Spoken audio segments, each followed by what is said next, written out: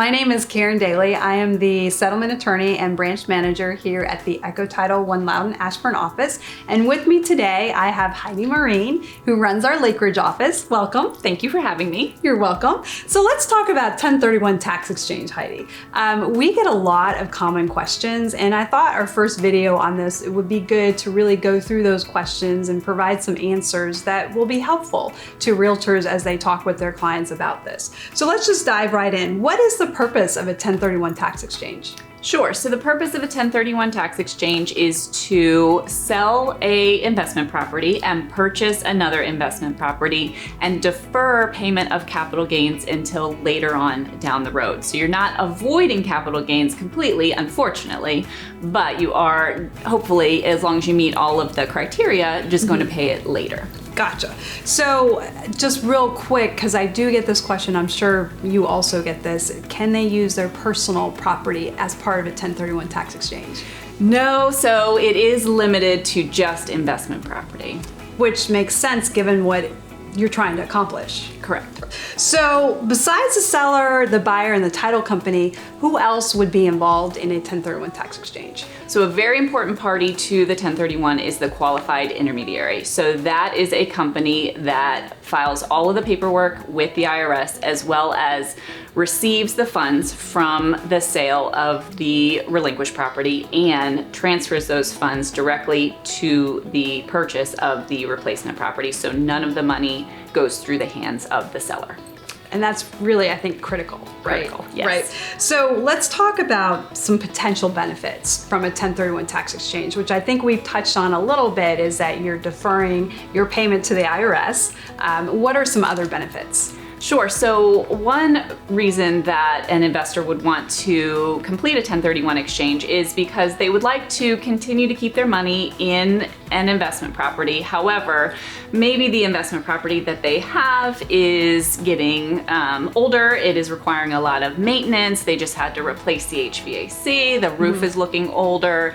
So they're looking to sell that property and put that money into maybe a newer investment property so they can change the form of their investment without having to pay capital gains at that time.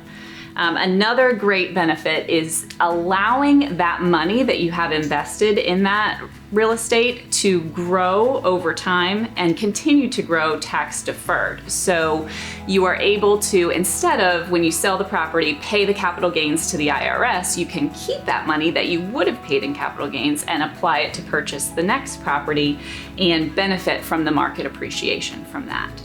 The third benefit is also to encourage transactions in the market, right? So if there was not the possibility of doing a 1031 exchange, a investor may be hesitant to sell their property because they face those the large bill for the capital gains. So by allowing them to defer that payment, they may be more likely to sell the property and create more transactions for the market.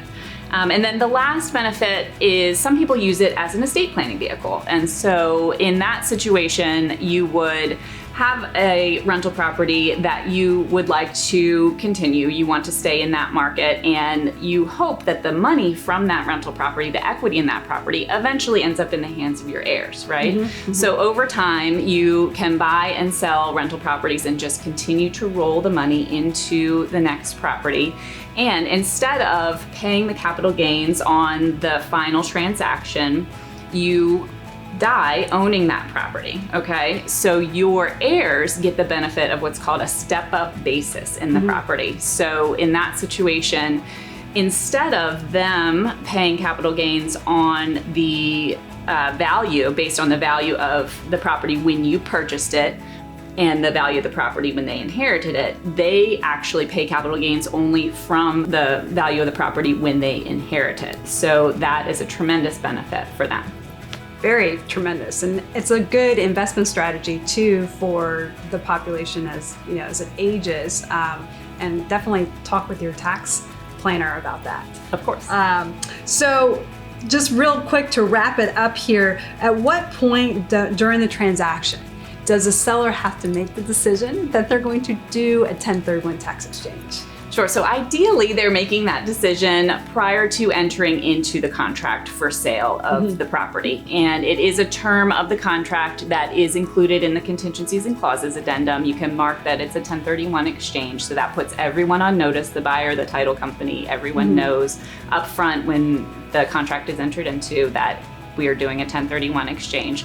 We have had situations where sellers decide at the table that they would like to do a 1031 exchange, and in most circumstances, it is possible to still do it at that time. It's just a bit of a scramble for everyone to get all of the paperwork filed and signed properly, but it is possible. Well, Heidi, thank you so much. This has been very informative. As always, if you have any questions, please feel free to reach out to either one of us, and we'll be more than happy to talk with you. In the meantime, we look forward to seeing you at the settlement table. Have a great day.